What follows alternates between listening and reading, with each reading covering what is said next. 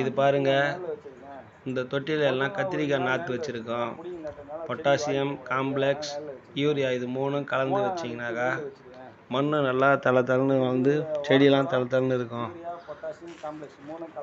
இந்தமாரி தேங்காய் நார் இருக்கும்போது அது தேங்காய் நாரை வந்து செடி மேலே வச்சுட்டு தண்ணி ஊற்றுனீங்கன்னா அந்த ஈரப்பதம் வெளியே போகாத சூரிய வெளிச்சம் டைரெக்டாக மண்ணில் படாமல் அந்த ஈரத்தை காற்று வச்சுன்னு செடியை நல்லா வளர்ச்சி கொடுக்கும். செடியை நல்லா வளரும்,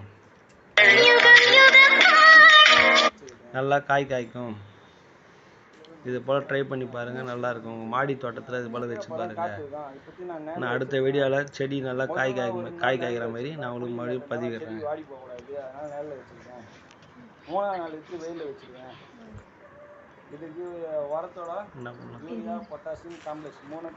லைக் பண்ணுங்கள், ஷேர் பண்ணுங்கள். நல்லா காய் காய்க்கும், உங்களுக்கு மகசூல் கொடுக்கும் அப்படின்னு என்ன சொல்லு.